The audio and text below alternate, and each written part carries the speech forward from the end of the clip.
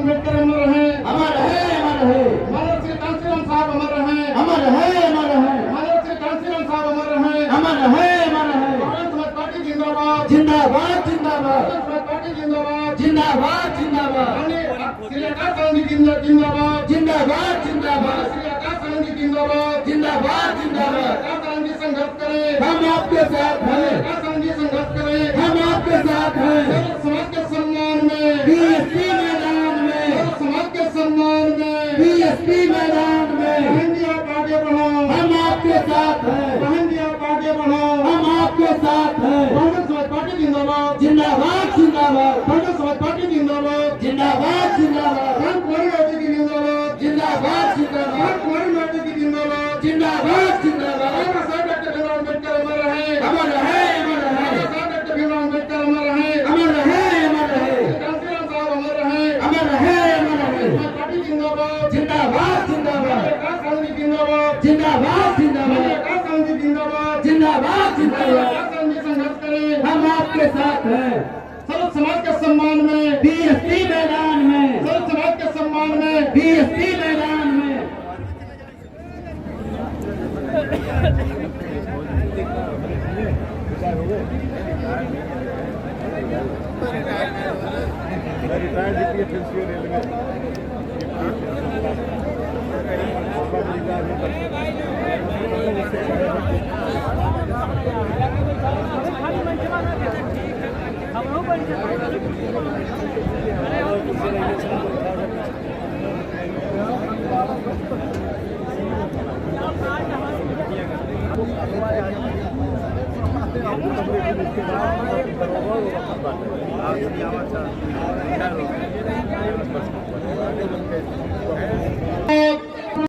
अम्बेडकर अमर रहे, बाबा साहब डॉक्टर भीमराव अम्बेडकर अमर रहे, मानव श्री कांशीराम साहब अमर रहे, मानव श्री कांशीराम साहब अमर रहे, बहुजन समाज पार्टी जिंदाबाद, बहुजन समाज पार्टी जिंदाबाद, गाड़ी श्री आकाश गांधी ये वाला मानव श्री आकाश गांधी जिंदाबाद, मानव आकाश गांधी संघर्ष करें, मानव आकाश गांधी संघर्ष करें, सर्व समाज के सम्मान में, बीएसपी मैदान में, सर्व समाज के सम्मान में, बीएसपी मैदान में, सर्व समाज के सम्मान में, बीएसपी मैदान में, बहन जी आप आगे बढ़ो, हम आपके साथ हैं, बहन जी आप आगे बढ़ो, हम आपके साथ हैं, सर्व समाज के सम्मान में, बीएसपी मैदान में, मानव आकाश गांधी संघर्ष करें, हम आपके साथ हैं, आकाश गांधी जिंदाबाद, जिंदाबाद, जिंदाबाद, जिंदाबाद, जिंदाबाद, पार्टी जिंदाबाद, जिंदाबाद, जिंदाबाद, सर्व समाज पार्टी जिंदाबाद, जिंदाबाद, जिंदाबाद, हर कुंवरी माता की जिंदाबाद, जिंदाबाद, जिंदाबाद, बाबा साहब डॉक्टर भीमराव अम्बेडकर अमर रहे, अमर रहे, अमर रहे,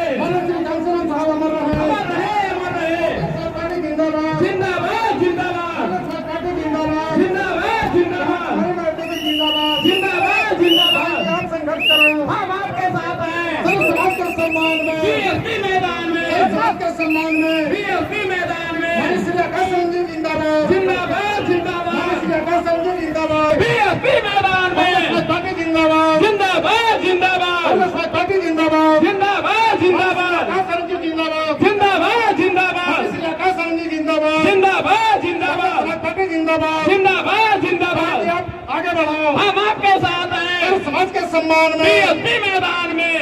साथियों, हम सबके बीच में बहुजन समाज पार्टी आकाश आनंद जी मंच पर आ चुके हैं। हम जोरदार नारों से स्वागत करने का काम करेंगे। बहुजन समाज पार्टी जिंदाबाद, बहुजन समाज पार्टी जिंदाबाद, जिंदाबाद, जिंदाबाद, बहुजन समाज पार्टी जिंदाबाद, जिंदाबाद, जिंदाबाद। साथियों, जिनका हम सबको बेसर्विस से इंतजार था, युवा दिलों के धड़कन, हम सबके लोकप्रिय नेता माननीय श्री आकाश आनंद जी, राष्ट्रीय कोऑर्डिनेटर, हमारे बीच में आना काम करें। राष्ट्रीय कोऑर्डिनेटर बहुजन समाज पार्टी के राष्ट्रीय अध्यक्ष बहन कुमारी मायावती जी के द्वारा एकमात्र उत्तराधिकारी घोषित भाई आकाश आनंद जी हम सब के बीच में आ चुके हैं।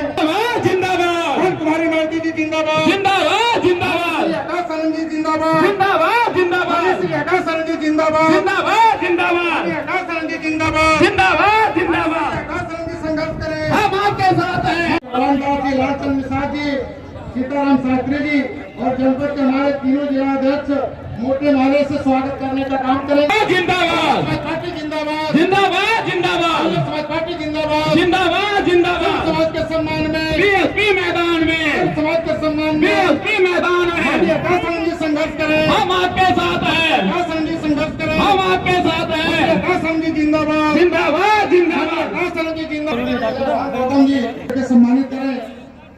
श्री भगवान दास जी पूर्व विधायक मंडल प्रभारी भक्ति मंडल बुके देकर के सम्मानित करें।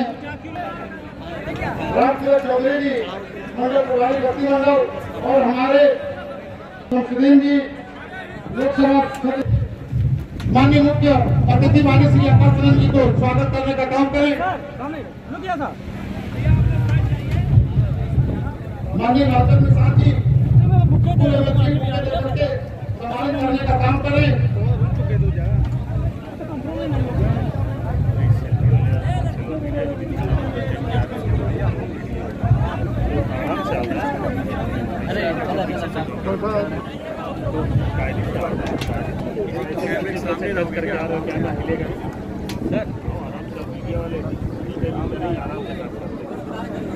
सम्मानित साथियों,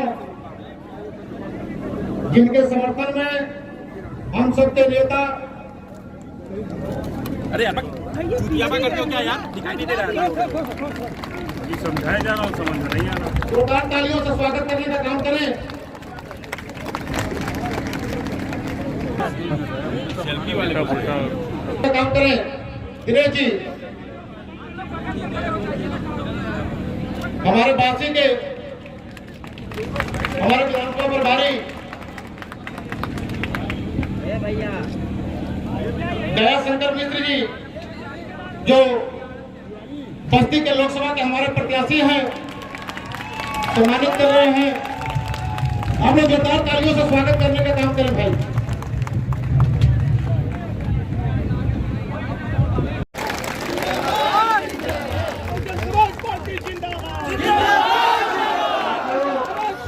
अब आपके बीच में क्या करके हम सबको संबोधित करने का काम करें। उससे पहले अतिथि के सम्मान में हम सारे साथी चाहे मंच के हो चाहे सामने के जोरदार नारा लगाने का काम करें। बहुजन समाज पार्टी जिंदाबाद बहुजन समाज पार्टी जिंदाबाद जिंदाबाद जिंदाबाद जिंदाबाद जिंदाबाद जिंदाबाद जिंदाबाद जिंदाबाद। हम आपके साथ हैं। हम आपके साथ हैं।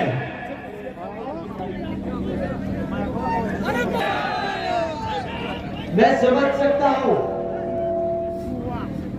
कि बहुत गर्मी है और आप बहुत देर से इंतजार कर रहे हैं, परंतु ये बहुजन समाज का मूवमेंट है और कई सदियों से चल रहा है। तो एक बारी और दिल्ली की गद्दी तक आपके जय भीम की आवाज पहुंच जाए। मेरे युवा साथी के साथ साथ सब आज एक बार तेजी से जय भीम करें ताकि दिल्ली की गद्दी हिल जाए। तो साथियों, जय भीम।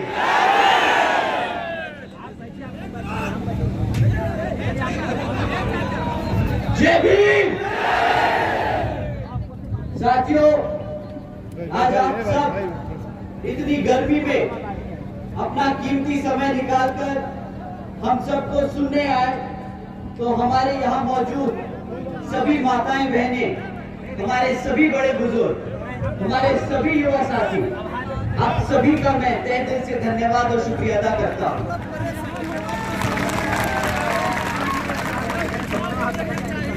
आज मंच पर मौजूद सभी पदाधिकारी, सभी नेतागण, आप सब ने जो इतनी मेहनत करके आज की सभा को सफल बनाने में काम किया, आप सभी को भी मैं तहे दिल से धन्यवाद करता हूं।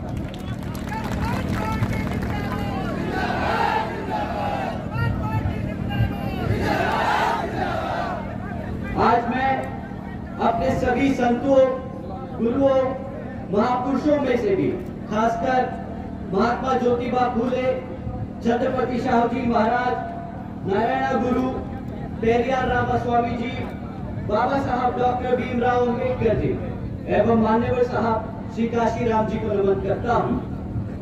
साथियों, इस लोकसभा के संबंध में कुछ जरूरी बात आप लोगों के बीच में रखने से पहले मैं बहुजन समाज पार्टी की राष्ट्रीय अध्यक्ष, मैं उत्तर प्रदेश की 4 बार मुख्यमंत्री, व पूर्व सांसद आदरणीय बहन जी के नाम से लोकप्रिय बहन कुमारी मायावती जी को भी पूरे तहे दिल से आभार प्रकट करता हूं,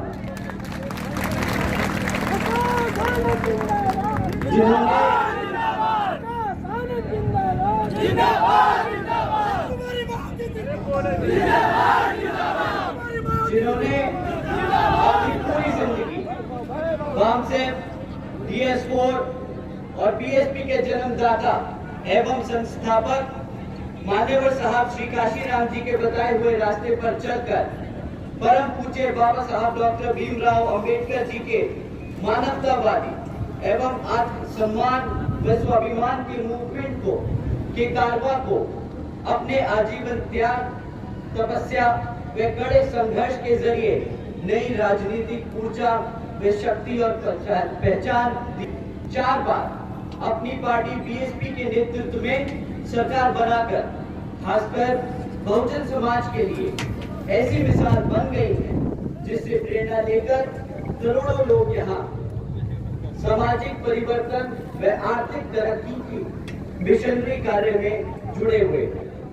इतना ही नहीं बल्कि मैं खुद भी उनके इस नेतृत्व से प्रभावित होकर BSP मूवमेंट से जुड़ा और उनके पद चिन्हों पर चलकर उस मिशनरी दायित्व, कर्तव्य व फर्ज को पूरी दिल से निभाने की कोशिश करूंगा, जिसके लिए बहुजन समाज के मसीहा परम पूज्य बाबा साहब डॉक्टर भीमराव अम्बेडकर जी आजीवन लड़ा संघर्ष करते रहे।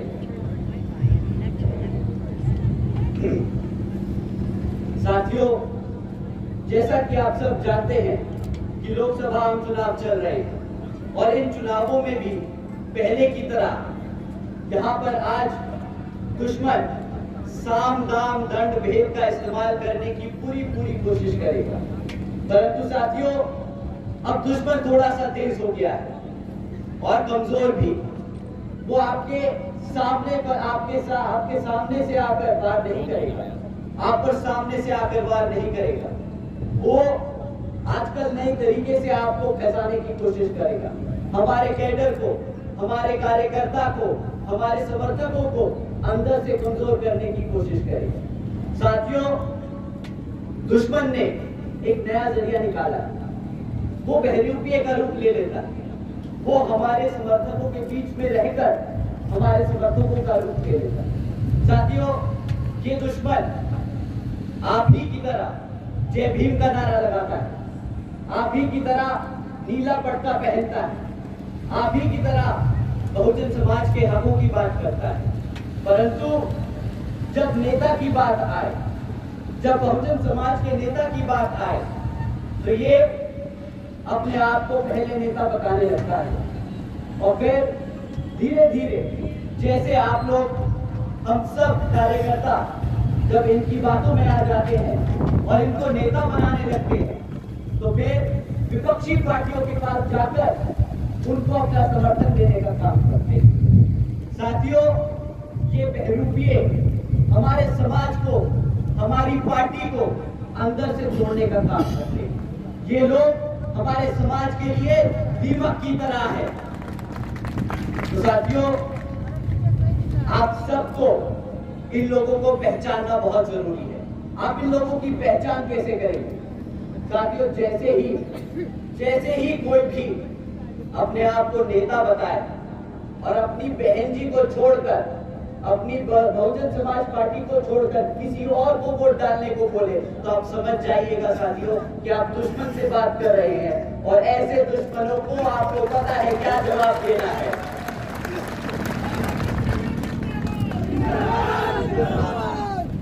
साथियों, इसी क्रम में आजकल पिछले कुछ समय से ये बहरूपिये हमारे समाज, हमारी पार्टी को अंदर से कमजोर करने के लिए एक नया तरीका लेके आए हैं। ये लोग आजकल बोलते हैं कि बहुजन समाज पार्टी किताबों की बोझ में दब रही है, परंतु ये भी एक बहुत बड़ा झूठ है। क्योंकि साथियों, जब मैंने अपने समर्थकों, बहुजन समाज के समर्थकों, कार्यकर्ताओं से बात करी तो उन्होंने बड़े गर्व से होके बोला कि भैया जी, ये किताब बोझ नहीं है, ये मेरे लिए कर्तव्य है। क्योंकि मेरे तन मन और धन से, मेरे 5-5, 10-10 रुपए के चंदे से ये मान्यवर साहब का मूवमेंट चलता है, ये बहुजन समाज पार्टी चलती है। तो साथियों, अगर कोई आपसे बोले कि ये हाथी, ये बहुजन समाज पार्टी किताबों की बोझ में दब रही है, तो उनको बताइएगा कि भाई, असली कार्यकर्ता कभी ये इस्तेमाल नहीं करता ऐसे शब्द, वो इसको अपना कर्तव्य मानता है। उसी पार्टी की वजह से, इसी मूवमेंट की वजह से आज हमारा समाज सर उठाकर पूरे देश में घूम रहा है। तो साथियों, ये जो बहरूपिये बोलते हैं कि किताबों की बोझ में दब रही है, इन्हीं से आप एक सवाल पूछना चाहिए। आप लोगों ने इलेक्टोरल बॉन्ड्स के बारे में सुना? जिन साथियों ने सुना अपना हाथ उठाएं। साथियों, इनमें कुछ खास बात, इस इलेक्टोरल बॉन्ड्स में ये किताबों का बोझ ये यहाँ पे राज चुका है। आप जानते हैं, इलेक्टोरल बॉन्ड्स के द्वारा पिछले 6 सालों में 25 राजनीतिक दलों ने 16,500 करोड़ रुपए बड़ी बड़ी कंपनियों से, धरना सेठों से चंदा लिया। परंतु इन 25 राजनीतिक दलों में सब पार्टियों के नाम आए, बीजेपी, कांग्रेस, समाजवादी पार्टी, आम आदमी पार्टी, इन सब के नाम थे। परंतु एक राष्ट्रीय दल का इसमें नाम नहीं। क्या आप जानते हैं कौन सी पार्टी ने किसी भी धरना सेठ से पैसा नहीं लिया? एक बार ये ओन बहरूपियों के लिए बता दीजिए कि जो बोलते हैं हाथी किताबों के बोझ में दब रहा है, कौन सी पार्टी ने 1 रुपया नहीं लिया चंदे में कांग्रेस से? बहुजन समाज पार्टी। साथियों, सही कहा। साथियों, बीएसपी केवल यहाँ उत्तर प्रदेश में नहीं बल्कि पूरे देश में बड़े बड़े पूंजीपतियों व धरना सेठों के धन बल से नहीं बल्कि अपने कार्यकर्ता के तन मन और धन के सहयोग से ही अकेले अपने बलबूते पर यहाँ पर और यहाँ के साथ साथ पूरे देश में चुनाव लड़ती आई है और आगे भी लड़ती रहेगी। तो साथियों, मैं ये मौका लेता हूं, मैं इस मौके पे हमारे सभी सच्चे कार्यकर्ताओं का दिल से धन्यवाद करता हूं, जो अपनी मेहनत की कमाई का 5 रुपया, 10 रुपया, 20 रुपया, 100 रुपया अपने महीने की कमाई से निकालकर इस बहुजन समाज को चलाने का काम कर रहे हैं। आप सभी को मैं तहे दिल से धन्यवाद करता हूं। साथियों, जैसा कि आप जानते हैं, लोकसभा चुनाव चल रहे हैं और बहुजन समाज की पार्टी की तरह ही और भी पार्टियां आप लोगों के बीच में आकर आपसे वोट मांगने का काम करेंगे। परंतु साथियों, जैसा कि आप जानते हैं कि हम कभी भी वोट मांगते वक्त कोई मैनिफेस्टो जारी नहीं करते। बहुजन समाज पार्टी ने आज तक एक बार भी मैनिफेस्टो जारी नहीं किया, क्योंकि बहन जी का सख्त आदेश है कि हम अपने समाज में, अपने वोटर्स के बीच में अपना काम लेके जाएंगे। अगर उत्तर प्रदेश की जनता ने हमें मौका दिया सत्ता में बैठने का, तो हमने क्या काम किए वो आपको जाके बताना है और उसी काम के आधार पर आप वोट मांगेंगे। तो साथियों, आज इस जनसभा में मैं आप सभी का समय लेते हुए बहन जी के काम जो बहुजन समाज पार्टी ने 4 बार अपने शासनकाल में जहां सरकार चलाई, वो काम आप लोगों के बीच में रखूंगा। परंतु उससे पहले यहाँ पर जो विपक्षी पार्टियां हैं, बीजेपी, कांग्रेस, समाजवादी पार्टियां, ये जो आप लोगों के बीच में आएंगी, इनसे आपको सवाल करना है, क्योंकि ये फिर से आपके बीच में एक मैनिफेस्टो लेकर आएंगी। अगले 5 साल 10 साल के वादे लेकर आएगी और आपको अब आप अगले 5 साल और 10 साल के वादे नहीं सुनने, अब आपको इनसे पिछले 5 से 10 साल का रिकॉर्ड मांगना है कि पिछले 10 साल में तुम्हें अगर भारत की सत्ता में बिठा कर रखा इस भारत की जनता ने, तो तुमने हमारे समाज के लिए क्या काम किया। तो साथियों, इस बार जब ये वोट मांगने आए तो आप सबको इनसे सिर्फ 3 चीजों पे सवाल उठाने, सिर्फ 3 चीजों पे। इलेक्शन कमीशन हमें मना करता है कि आप जाति धर्म के आधार पर वोट नहीं मांगेंगे, तो मैं आप लोगों से 3 मुद्दों के बारे में बात करूंगा, क्योंकि इलेक्शन कमीशन शायद बहुजन समाज पार्टी पे तो रूल अप्लाई करता है, पर हमारी भारतीय जनता पार्टी पर रूल अप्लाई नहीं करता। वो खुलेआम मंच से जातिवादी, वो खुलेआम मंच से धर्म के आधार पर वोट मांग सकते हैं, पर हम नहीं। तो हम उनसे 3 मुद्दों पे सवाल करेंगे। शिक्षा के बारे में सवाल करेंगे, हमारी सुरक्षा के बारे में सवाल करेंगे और हमारे युवा साथियों के रोजगार के बारे में सवाल करेंगे। साथियों, शिक्षा से शुरू करते हैं। आप जानते हैं कि पिछले 10 सालों में बीजेपी की सरकार के चलते हुए आज ये सरकारी आंकड़ा बोलता है कि 8वीं कक्षा के बच्चे आज गुणा भाग नहीं कर पाते। वो आज बेसिक अंग्रेजी के शब्द नहीं बोल पाते, समझ पाते। ये है शिक्षा का असली पिछले 10 साल में काम। साथियों, बीजेपी की सरकार डिजिटल इंडिया मूवमेंट बताती है कि हमने पिछले 10 साल में डिजिटल इंडिया बनाया है, परंतु डिजिटल इंडिया के नाम पर आज 65% से ज्यादा सरकारी स्कूलों में एक कंप्यूटर तक नहीं है। साथियों, तीसरा सबसे इंपॉर्टेंट बात, बीजेपी की सरकार के चलते हुए शिक्षा के नाम पर सिर्फ सरकारी भर्ती के एग्जाम्स के पेपर लीक होने की खबरें बाहर आई। इन्होंने कोई भी रोजगार नहीं किया, कोई भी बच्चे को पढ़ाने का काम नहीं किया, सिर्फ और सिर्फ बार-बार पेपर लीक करने के काम किया। साथियों, अब बात करते हैं रोजगार की। यहाँ पर कितने साथी युवा बैठे हैं आज जिनकी उम्र 30 साल से कम है? हाथ उठा के बताइए। आज आधा पंडाल खड़ा, आधे पंडाल में हाथ खड़े। साथियों, बीजेपी की सरकार के चलते हुए आज पूरे देश में 30% युवा बेरोजगार है, यानी 3 में से 1 युवा आज बेरोजगार घूम रहा। साथियों, रोजगार नहीं दे पा रहे, परंतु इनकी नियत है कि ये आपको रोजगार देना नहीं चाहते। ये नहीं कि रोजगार के मौके नहीं है, ये चाहते ही नहीं कि आप कभी रोजगार में आए, क्योंकि आज भी 30 लाख से ज्यादा बैकलॉग की नौकरियां खाली पड़ी हैं और ये सेंटर की नौकरियां हैं। साथियों, 30 लाख से ज्यादा सेंटर की नौकरियां खाली पड़ी हैं।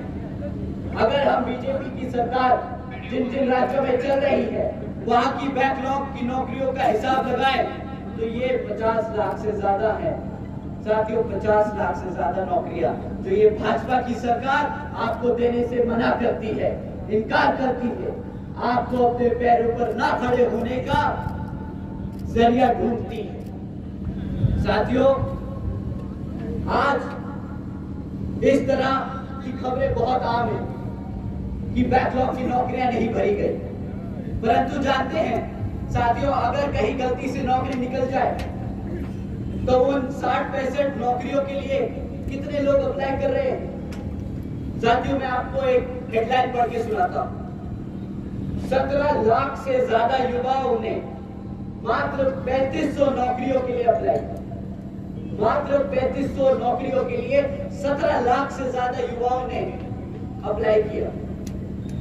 साथियों, ये उत्तर प्रदेश की हेडलाइन नहीं है, ये हमारे आदरणीय प्रधानमंत्री जी के प्रदेश गुजरात की हेडलाइन। वो अपने गुजरात में युवाओं को रोजगार नहीं दे पाए और पूरे भारत में गुजरात का मॉडल चमकाते फिरते। साथियों, इन सबसे भी ज्यादा दुखद बात यह है कि अगर हम सरकारी रिपोर्ट के बाद अगर हम सरकारी रिपोर्ट को समझे तो उनके आंकड़े बताते हैं कि आज आधे से ज्यादा ग्रेजुएट बेरोजगार घूम रहे हैं और जो आधे युवा ग्रेजुएट्स हैं उनको सरकारी नौकरियां नहीं दे पाएंगे, क्योंकि उनको इस तरीके से पढ़ाया लिखाया गया है कि प्राइवेट सेक्टर तो दूर की बात है, सरकार भी उनको नौकरी नहीं दे पाएगी। उनको कभी इस तरीके से पढ़ाया ही नहीं कि वो कभी किसी सरकार के लिए काम कर पाए। तो साथियों, इन सब जरूरी बातों को, चाहे वो शिक्षा हो चाहे वो रोजगार, इन सब से आपका ध्यान भटकाने के लिए सरकार ने क्या किया? इन सरकार ने, भाजपा की सरकार ने एक नई तरकीब निकाली कि हम मुफ्त में राशन देंगे, इनको घर पे खाना देंगे, तो ये आप लोगों से सवाल नहीं करेंगे। पर आज यहाँ बैठे सभी बड़े बुजुर्ग, मेरी सभी माताएं, आप एक बार जोर से जय भीम बोलिएगा अगर आप मेरी बात से सहमत होते हैं।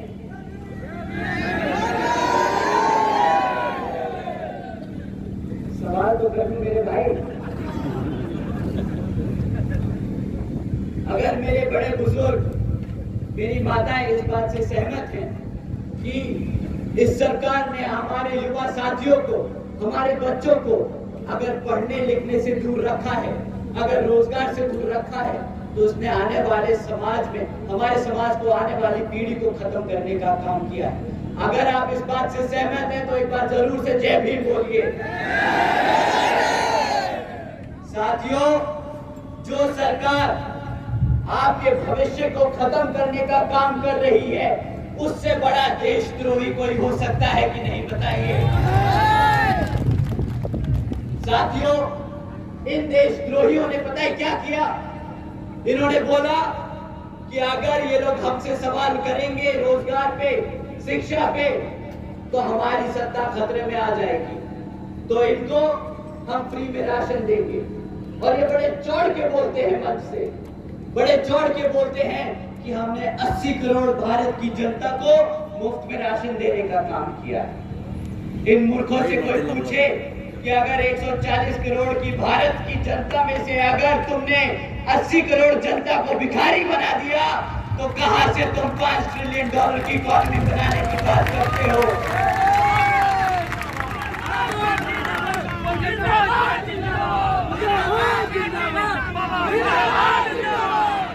साथियों, ये 80 करोड़ जनता को मुफ्त में राशन देकर एक अफीम चटाने का काम कर रहे हैं। परंतु मैं आप सबसे एक सवाल करना चाहता हूं, ये 80 करोड़ जनता को जो मुफ्त में राशन देते हैं, इसकी आपको क्या कीमत चुकानी पड़ती है, आप जानते हैं?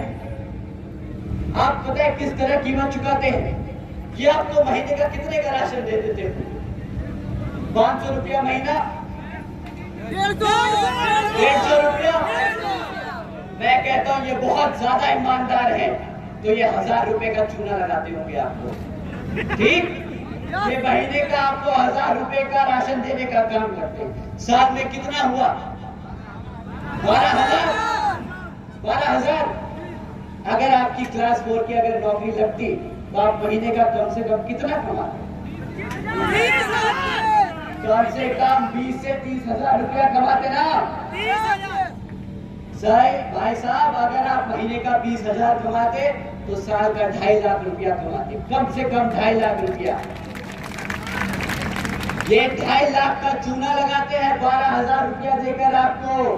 ये कीमत आप चुकाते हो साथियों, ये कीमत चुकाते हो आप। रही बात ये 80 करोड़ जनता को मुफ्त में राशन देने की, ये भी आपके टैक्स के पैसों से आता है। आपको पता है कि कितना टैक्स का पैसा इस 80 करोड़ जनता को मुफ्त में राशन देने में खर्चा जाता है? भारत की जनता 2 लाख करोड़ रुपया मुफ्त में राशन बांटने का काम कर रही है। 2 लाख करोड़ रुपया टैक्स का पैसा कटता है जो इस फ्री राशन में जाता है। साथियों, मैं अपने सभी कार्यकर्ता, सभी वर्करों से दरख्वास्त करूंगा कि उनके जितने भी साथी हैं रोजगार में, जिनकी भी सरकारी नौकरियां तक लगी हुई है, आप उनसे सवाल जरूर कीजिएगा कि अगर तुम्हारी तनख्वाह टैक्स कट कर मिलती है तुम्हें, तो वो टैक्स का पैसे से आप लोग क्या उम्मीद करते हो कि सरकारी अस्पताल मिलेंगे? बताइए साथियों, सरकारी अस्पताल मिले उस टैक्स के पैसे से? सरकारी स्कूल मिले? जब वो टैक्स के पैसे से ना सरकारी स्कूल मिल सका, ना अस्पताल मिल सका, ना सड़कें मिल सकी, ना बिजली मिल सकी, ना साफ पानी मिल सका, ना सुरक्षा मिल सकी, तो वो टैक्स का पैसा सिर्फ राशन बांटने में उड़ा दिया क्या आपने? साथियों, आपको इनसे सवाल करना होगा इस बारे कि बहुत बेवकूफ बना लिया तुमने, बहुत चूना लगा लिया। ये गुजरात का मॉडल ये गुजराती लोग ही रखे अपने पास, अपने यूपी में नहीं चलता ये गुजरात का मॉडल। साथियों, जब ये 2014 में आपसे वोट मांगने आए थे तो इन्होंने क्या बोला था कि हम महंगाई कम करेंगे। महंगाई कम करने के नाम पे आज इन्होंने क्या काम करके दिखाया है, ये भी आप सवाल कीजिएगा इनसे। साथियों, आप आजकल पेट्रोल का क्या दाम चुका रहे हैं बताइए? 100 रुपया। आज से 10 साल पहले क्या पेट्रोल का दाम था बताइए? 55, 60 रुपया, 45 रुपया। तो 10 साल में क्या आपने क्या इनको सत्ता में इसलिए बिठाया था कि पेट्रोल का दाम 100 रुपये भाग जाए? ऐसे ही कम करी इन्होंने महंगाई आपकी। गैस के सिलेंडर का दाम क्या था साथियों? 400 रुपया। आज क्या चुका रहे हो गैस के सिलेंडर के लिए? 1100 रुपया। अब यही इनसे बोलिएगा कि भाई अगर इतनी ही महंगाई कम करनी थी तो भाई तुम गुजरात ही बैठो, हमारी बहन जी यहाँ पर महंगाई कम करने के लिए खुद काम कर सकती है। साथियों, ये झूठ बोलने के अलावा बहुत अच्छी एक्टिंग भी करते हैं। आपको ध्यान है 2014 में जब ये महंगाई के लिए ढिंढोरा पीट रहे थे तो किस तरह इन्होंने नाटक किया था? ये गैस का सिलेंडर लेके सड़क पर उतर गए थे और बोल रहे थे कि भाई हमारी गरीब जनता गैस का पैसा नहीं दे सकती। आज जब इनसे सवाल करते हैं कि भाई जब गैस का सिलेंडर 1100 रुपया भाग चुका है तो आपके पास क्या जवाब है? तो ये बोलते हैं कि हम सब्सिडी देंगे। जब भी कोई इलेक्शन आने वाला होता है तो ये सब्सिडी देते हैं, परंतु सब्सिडी के नाम पे भी कितना सब्सिडी देते हैं? 5 रुपया 10 रुपया गैस सिलेंडर पे दे देते हैं। इनसे अगली बार बोलिएगा भाई साहब ये 5-10 रुपया मेरी जेब से तुम रखो और ये गति खाली करो। नहीं चाहिए सब्सिडी, नहीं चाहिए सरकार।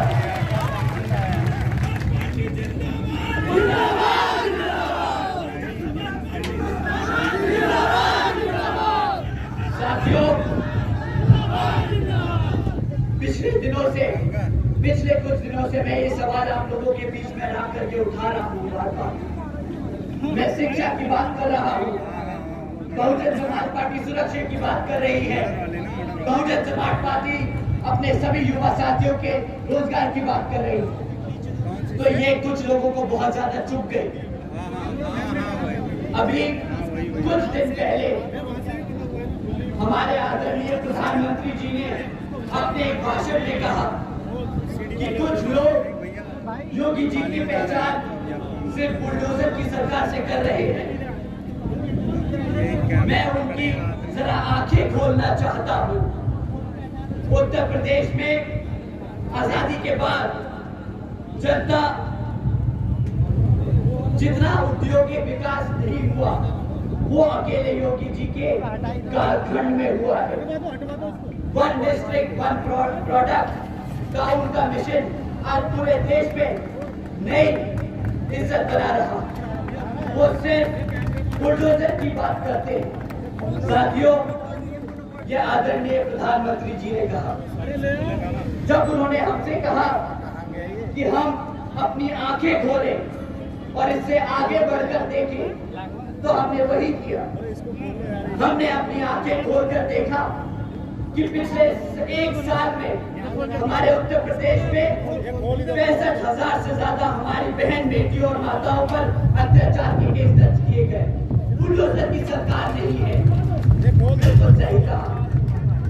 जब हमने अपनी आंखें खोली और देखा कि सिर्फ पिछले एक साल में 400 से ज्यादा किसान भाइयों ने अपनी जान ले ली, खुदकुशी करी है इनकी गलत नीतियों की वजह से, तो हाँ, हमने आंखें खोलकर देखा।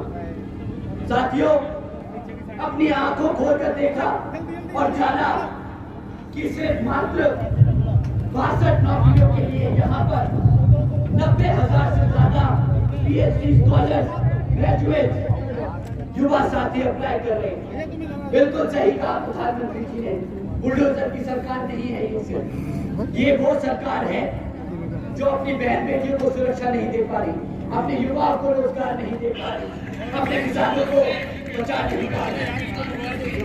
आज यहाँ 40% 5 साल से कम उम्र के बच्चों को कुपोषण का शिकार बनाया जा रहा है। यूपी में बच्चों के खिलाफ यौन शोषण के मामले नंबर 1 है देश में। यूपी में हमारी बहन बेटियों के खिलाफ होने वाले अपराध देश में नंबर 1 है। यूपी में हत्या के मामले में भी पूरे देश में नंबर 1 बन चुका है। आदरणीय प्रधानमंत्री जी, आप जिस प्रदेश से सांसद हैं, वो प्रदेश आज भारत का किडनैपिंग कैपिटल बन चुका है। तो ठीक है, हम नहीं बोलेंगे बुलडोजर की सरकार। आप लोगों की सरकार गद्दारों की सरकार है। जो सरकार अपने बच्चों को भूखा रखे, जो सरकार अपनी बहन बेटियों पर अत्याचार होने दे, जो सरकार अपने युवाओं को बेरोजगार रखे, जो सरकार अपनी आवाम को फ्री राशन के नाम पर गुलाम बनकर अपना कर रखे, वो सरकार गद्दार नहीं है। साथियों, ये लोग राम मंदिर का मुद्दा बनाते हैं, हिंदू और मुसलमानों के खिलाफ भड़काऊ भाषण देते हैं। साथियों, अगर हम मुस्लिम और हिंदुओं के बारे में सवाल जवाब करेंगे तो इलेक्शन कमीशन हमें बंद कर देगा। परंतु जब ये मन से हिंदू मुसलमान के लिए भड़काऊ भाषण देते हैं तो इलेक्शन कमीशन जैसे आंखों पे पट्टी बांध कर खड़ा हो। कोई बात नहीं, वोट पड़ने दीजिए, ये बहुजन समाज तुम्हारी औकात दिखा देगा इस बार।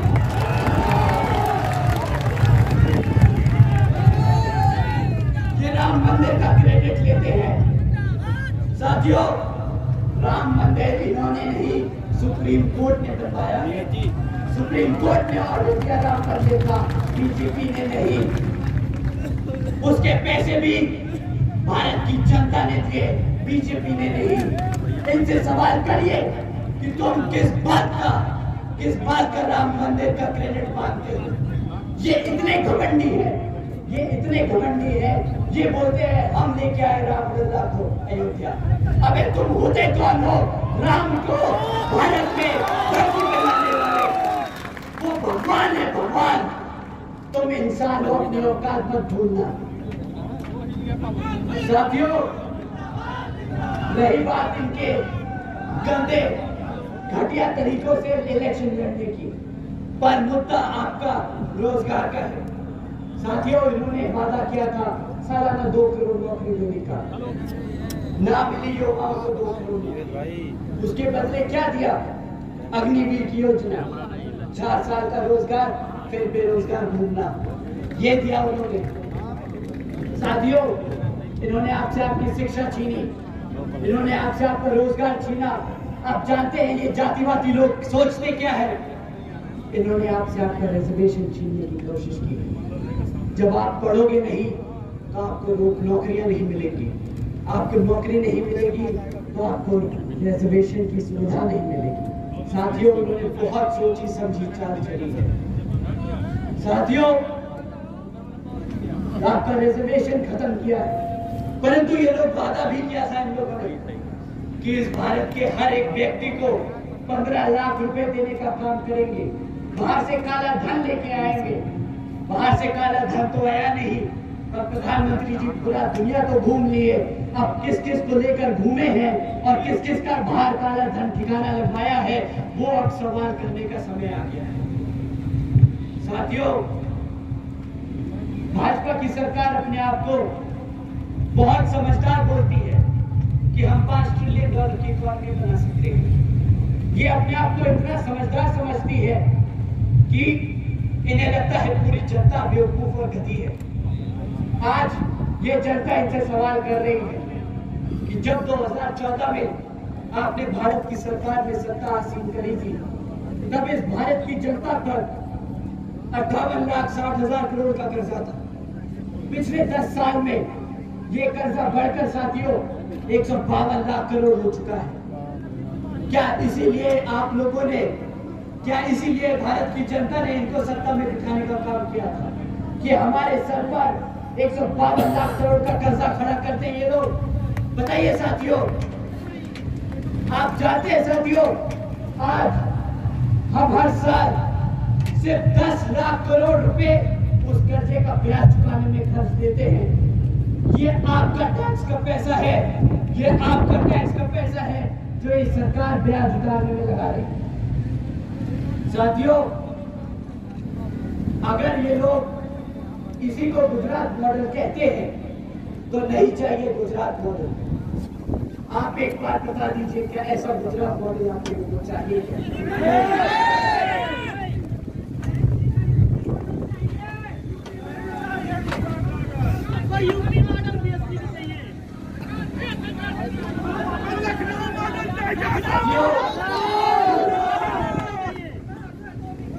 अगर ये गुजरात मॉडल आपको नहीं चाहिए तो हमें भी ये गुजरात मॉडल नहीं चाहिए।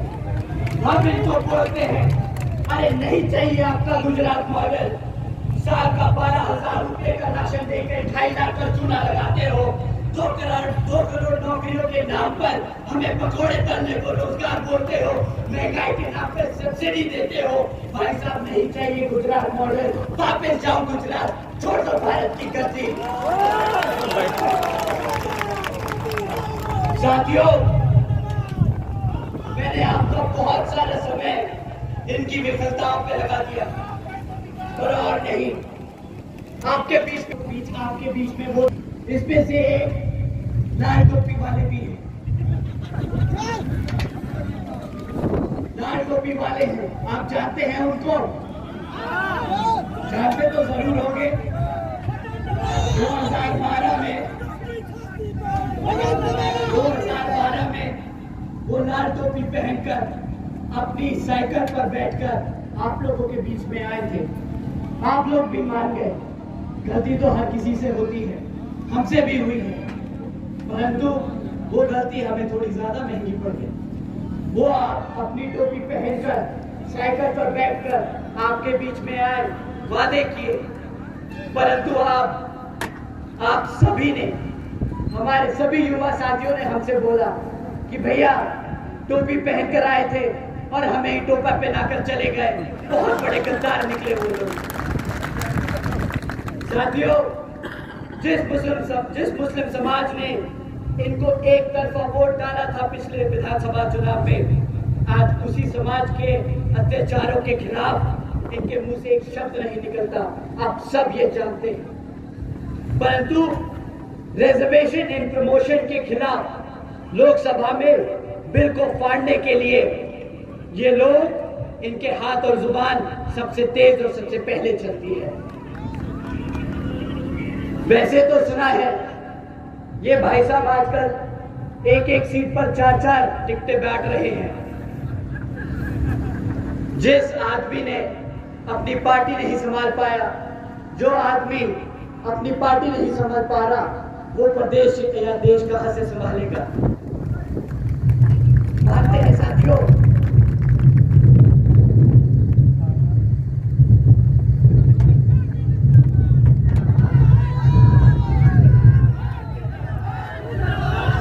ये आपकी जीत की हवा है साथियों,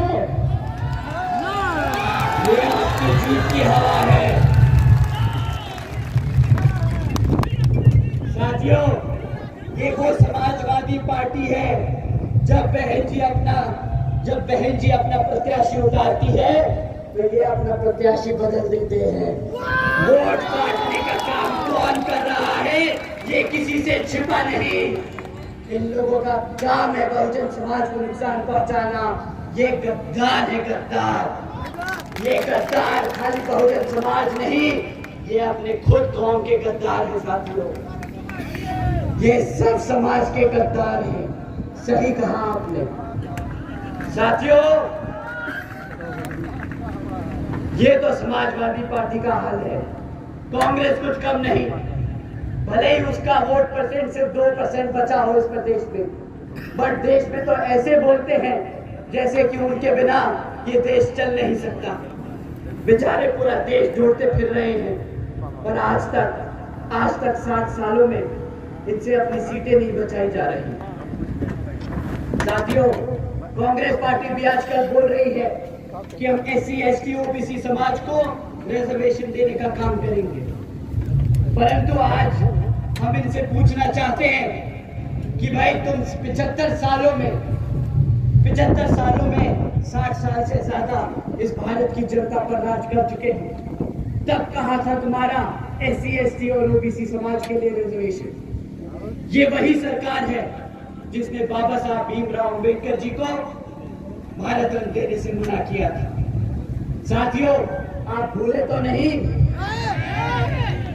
तो जब ये अपना हाथ का झंडा लेके आएंगे तो अपने हाथी के झंडे से इनका हाथ दबाकर कुचलकर इस प्रदेश से खदेड़ भगा दीजिएगा।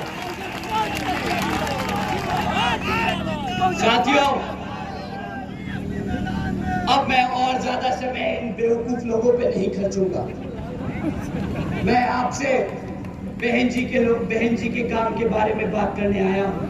मैं आप लोगों को बहन जी के कार्यों के बारे में बताऊंगा। साथियों, जैसा कि आप जानते हैं कि बहन जी की सरकार 2007 से 2012 के दौरान फुल मेजॉरिटी से यहाँ उत्तर प्रदेश में थी, और बहन जी ने बहुत सी योजनाएं चलाई अपनी बहन बेटियों के लिए, अपने बड़े बुजुर्गों के लिए, अपने युवा साथियों के लिए। बहन जी इन्हीं योजना के तहत चलकर पूरे देश में इन्हीं योजनाओं को बड़े स्तर पर लागू करेंगे। पहली योजना, जिन योजनाओं में से मैं आपको कुछ गिनवाता हूँ। पहली योजना महामाया गरीब बालिका आशीर्वाद योजना। साथियों, इस योजना के तहत बहन जी ने हर गरीब बच्ची को पैदा होने पर 1-1 लाख रुपए देने का काम किया। इस योजना के तहत बहन जी ने 3,25,000 बच्चियों को पैदा होते ही लखपति बनाया। साथियों, देश में पहली बार ऐसा हुआ था कि देश के गरीब घर के बेटी लखपति पैदा हुई थी। साथियों, बहन जी ने सावित्रीबाई बालिका आशीर्वाद योजना भी चलाई, जिसके तहत बहन जी ने 12वीं तक की शिक्षा अपनी बच्चियों के लिए मुफ्त करी। साथियों, आप जानते हैं कि बहन जी एक तरफ मुफ्त में शिक्षा दे रही थी, क्योंकि बाबा साहब डॉक्टर भीमराव अंबेडकर जी ने कहा था कि शिक्षा वो शेरनी का दूध है।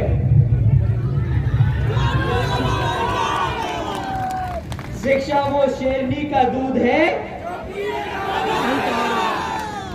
साथियों, इसलिए बहन जी ने अपनी प्रदेश की हर एक बच्ची को शेरनी बनाने का काम किया, इनकी तरह भिखारी बनाने का काम नहीं किया।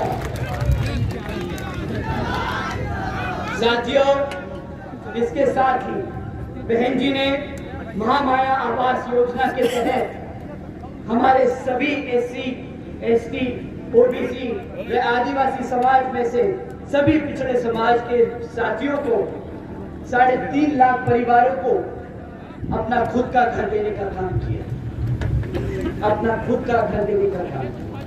साथियों, एक तरफ प्रधानमंत्री जी बोलते हैं कि आप हमारी योगी जी की सरकार को बुलडोजर की सरकार मत बोलिए, दूसरी तरफ इन्हीं घरों को उजाड़ने का इस्तेमाल योगी जी बुलडोजर का इस्तेमाल करते हैं।